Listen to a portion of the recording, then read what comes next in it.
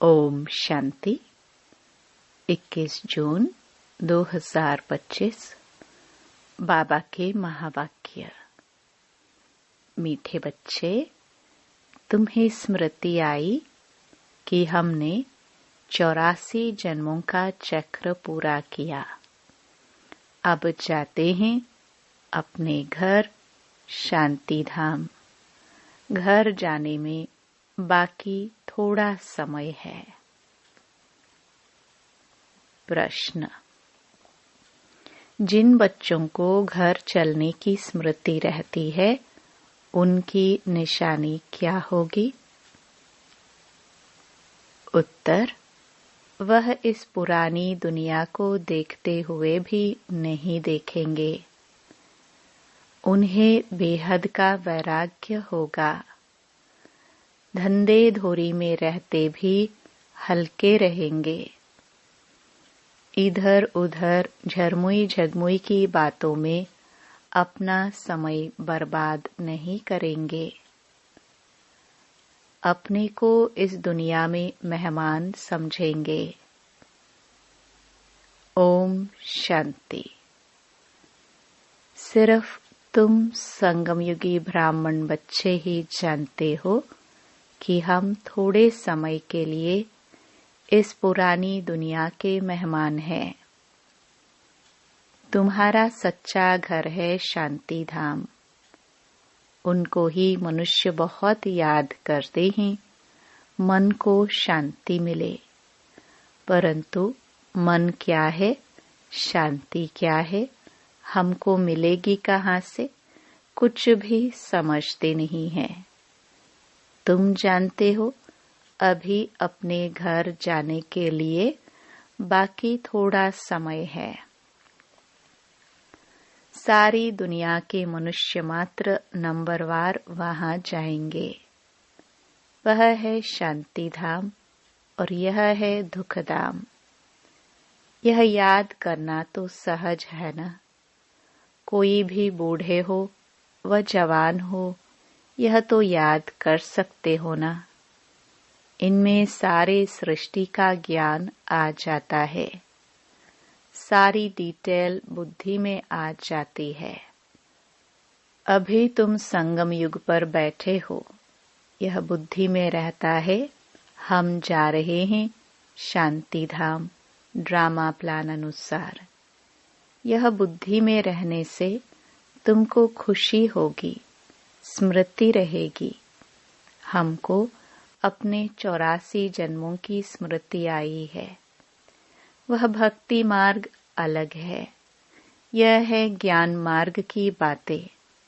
बाप समझा रहे हैं, मीठे बच्चों, अब अपना घर याद आता है। कितना सुनते रहते हो, इतनी ढेर बातें सुनते हो। एक यही है कि अभी हम शांति धाम जाएंगे, फिर सुख धाम आएंगे। बाप आया ही है पावन दुनिया में ले जाने के लिए।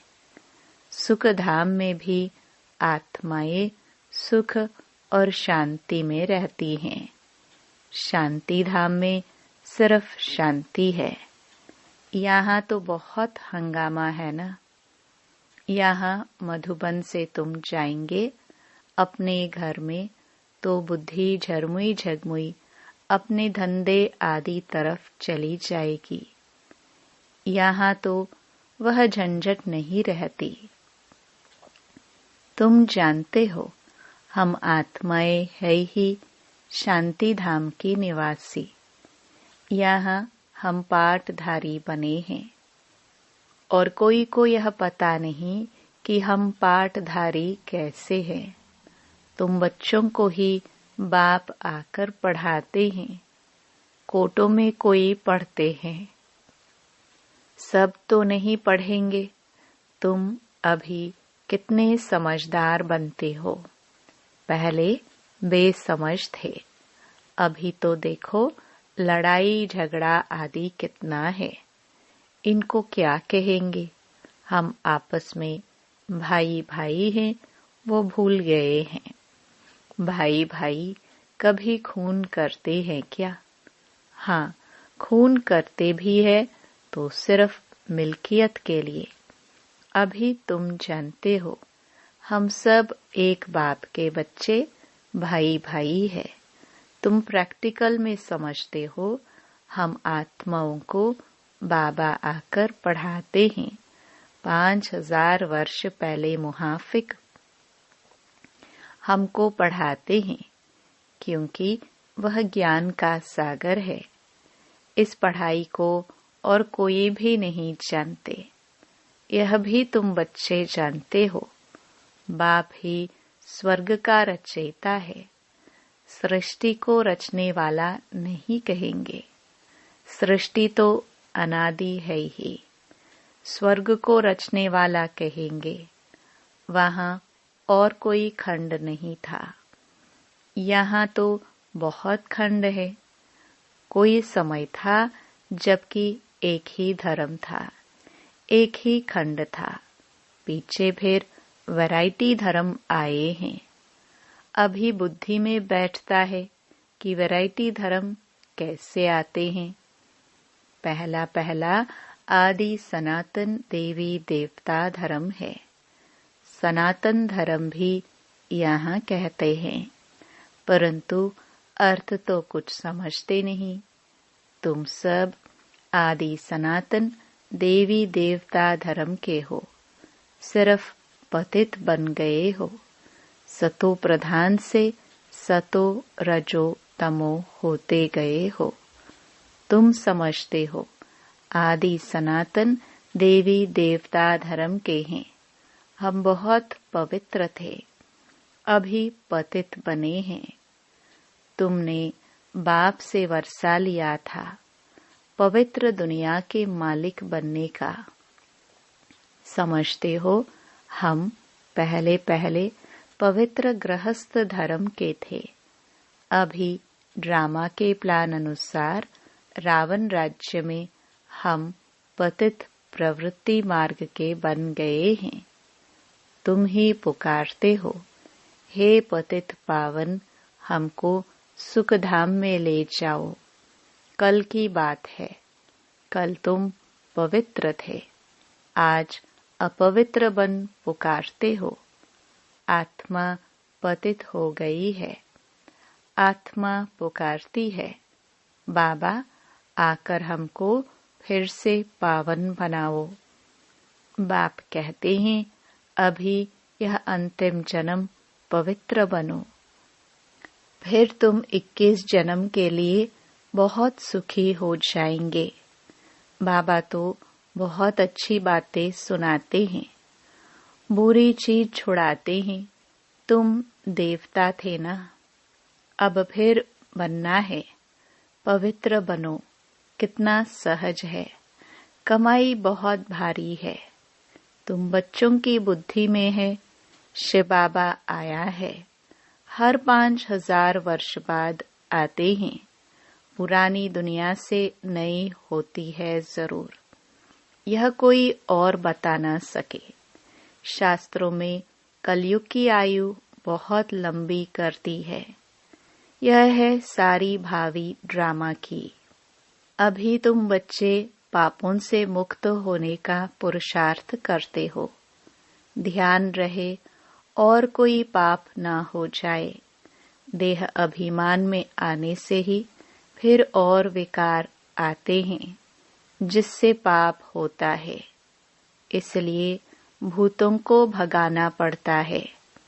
इस दुनिया की कोई भी चीज में मोह न हो। इस पुरानी दुनिया से वैराग्य हो।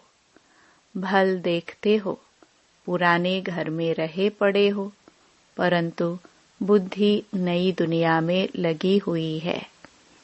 जब नए घर में जाएंगे तो नए को ही देखेंगे। जब तक यह पुराना घर खत्म हो, तब तक आंखों से पुराने को देखते हुए याद नए को करना है। कोई भी ऐसा काम नहीं करना है जो फिर पछताना पड़े। आज फलाने को दुख दिया, ये पाप किया। बाबा से पूछ सकते हो, बाबा ये पाप है, गुटखा क्यों खाना चाहिए? पूछेंगे नहीं तो गुटखा खाते रहेंगे। बाबा से पूछेंगे तो बाबा झट हल्का कर देंगे। तुम बहुत भारी हो, पापों का बोझा बड़ा भारी है। 21 जन्म फिर पापों से हल्का हो जाएंगे। जन्म जन्मांतर का सिर पर बोझा है, जितना याद में रहेंगे हल्के होते जाएंगे। खाद निकलती जाएगी और खुशी चढ़ जाएगी। सतयुग में तुम बहुत खुशी में थे, फिर कम होते होते सारी खुशी तुम्हारी गुम होती गई है। सतयुग से लेकर कलयुग तक इस जर्नी यात्रा में 5000 वर्ष लगे हैं। स्वर्ग से नरक में आने की यात्रा का अभी पता लगा है कि हम स्वर्ग से नरक में कैसे आए हैं। अभी फिर तुम नरक से स्वर्ग में चलते हो। 1 सेकंड में जीवन मुक्ति। बाप को पहचाना। बाप आए हैं तो जरूर हमको स्वर्ग में ले जाएंगे। बच्चा पैदा हुआ और मिल्कियत का मालिक बन गया। बाप के बने तो फिर नशा चढ़ना चाहिए ना, उतरना क्यों चाहिए? तुम तो बड़े हो ना। बेहद बाप के बच्चे बने हो तो बेहद की राजधानी पर तुम्हारा हक है। इसलिए गायन भी है। अतीन्द्रिय सुख पूछना हो तो गोपी वल्लभ के गोप गोपियों से पूछो। वल्लभ बाप है ना, उनसे पूछो। नंबरवार पुरुषार्थ अनुसार ही खुशी का पारा चढ़ेगा। कोई तो झट आप समान बना देंगे। बच्चों का काम ही यह है, सब कुछ भुलाए अपनी राजधानी की याद दिलाना। तुम तो स्वर्ग के मालिक थे। अभी कलयुग पुरानी दुनिया है, फिर नई दुनिया होगी। अभी तुम बच्चों की बुद्धि में है कि हर 5000 वर्ष बाद बाप भारत में ही आते हैं। उनकी जयंती भी मनाते हैं। तुम जानते हो बाप आकर हमको राजधानी देकर जाते हैं, फिर याद करने की दरकार ही नहीं रहती। फिर जब भक्ति शुरू होती है तब याद करते हैं। आत्मा ने माल खाए हैं तो याद करती है। बाबा फिर आकर हमको शांति धाम सुख धाम में ले जाओ। अभी तुम बच्चे समझते हो वह हमारा बाप है, टीचर भी है, गुरु भी है। सृष्टि के आदि मध्य अंत का चक्र 84 जन्मों का ज्ञान तुम्हारी बुद्धि में है। अनगिनत बार 84 जन्म लिए हैं और लेते रहेंगे। इनका अंत कभी होता नहीं है। तुम्हारी बुद्धि में ही यह चक्र है। स्वदर्शन चक्र घड़ी घड़ी याद आना चाहिए। यही मन मनाभव है। जितना बाप को याद करेंगे उतना पाप भस्म होंगे। तुम जब कर्मातीत अवस्था के समीप पहुंच जाएंगे तो तुमसे कोई भी विकर्म नहीं होंगे। अभी थोड़े थोड़े विकर्म हो जाते हैं। संपूर्ण कर्मातीत अवस्था अभी थोड़े ही बनी है। यह बाबा भी तुम्हारे साथ स्टूडेंट है। पढ़ाने वाला है शिव बाबा। भल इनमें प्रवेश करते हैं। यह भी स्टूडेंट है। यह है नई नई बातें। अब सिर्फ तुम बाप को और सृष्टि चक्र को याद करो। वह है भक्ति मार्ग, यह है ज्ञान मार्ग। रात दिन का फर्क है। वहाँ कितने झांझ घंटे आदि बजाते हैं। यहाँ सिर्फ याद में रहना है। आत्मा तो अमर है। अकाल तख्त भी है। ऐसे नहीं कि अकाल मूर्त सिर्फ बाप है। तुम भी अकाल मूर्त हो। अकाल मूर्त आत्मा का यह भ्रकटी तख्त है। जरूर भ्रकटी में ही बैठेंगे, पेट में थोड़े बैठेंगे। अभी तुम जानते हो हम अकाल मूर्त आत्मा का तख्त कहाँ है। इस भ्रकटी के बीच में हमारा तख्त है। अमृतसर में अकाल तख्त है ना। अर्थ कुछ भी नहीं समझते, महिमा भी गाते हैं अकाल मूर्त। उनके अकाल तख्त का किसको पता नहीं है। अभी तुमको मालूम पड़ा है। तख्त तो यही है जिस पर बैठकर सुनाते हैं। तो आत्मा अविनाशी है, शरीर है विनाशी। आत्मा का यह अकाल तख्त है। सदैव यह अकाल तख्त रहता है। यह तुम समझते हो। उन्होंने फिर वह तख्त बनाकर नाम रख दिया है। वास्तव में अकाल आत्मा तो यहाँ बैठी है। तुम बच्चों की बुद्धि में अर्थ है। एक ओंकार, इनका अर्थ तुम समझते हो। मनुष्य मंदिरों में जाकर कहते हैं अच्युतम केशवम, अर्थ कुछ नहीं। ऐसे ही स्तुति करते रहते हैं अच्युतम केशवम राम नारायणम।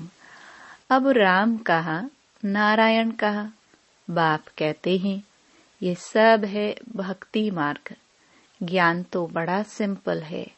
कोई और बात पूछने का पहले बाप और वर्षे को याद करना है। वह मेहनत कोई से होती नहीं है, भूल जाते हैं।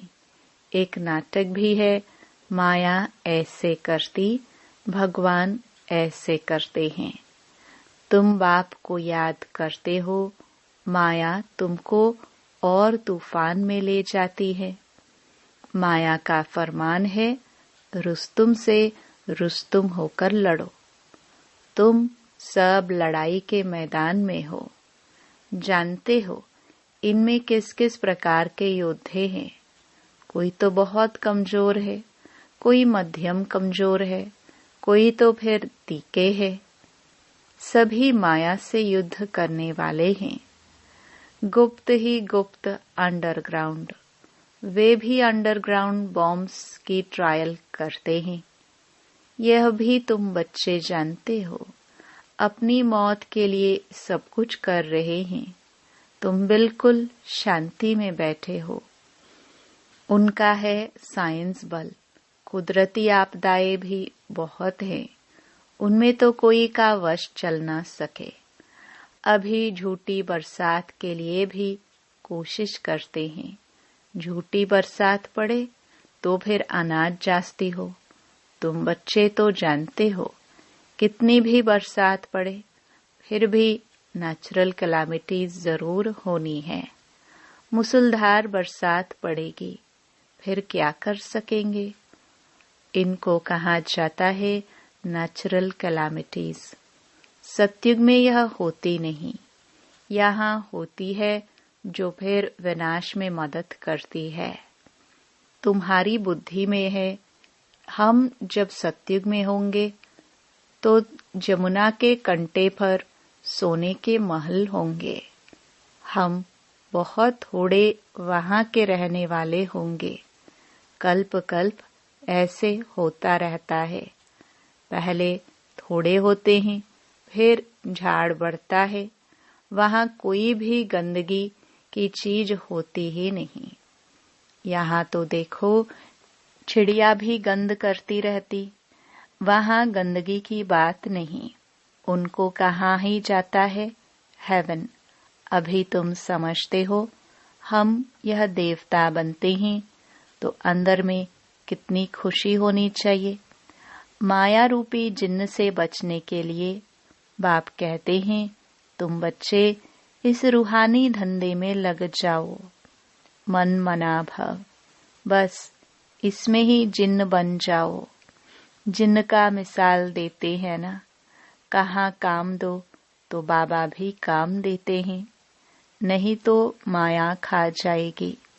बाप का पूरा मददगार बनना है। अकेला बाप तो नहीं करेगा, बाप तो राज्य भी नहीं करता है। तुम सर्विस करते हो, राजाई भी तुम्हारे लिए ही है। बाप कहते हैं, मैं भी मगध देश में आता हूँ। माया भी मगरमच्छ है, कितने महारथियों को हप कर खा जाती है। ये सब है दुश्मन। जैसे मेढक का दुश्मन सर्प होता है ना, तुमको मालूम है, ऐसे तुम्हारा दुश्मन है माया।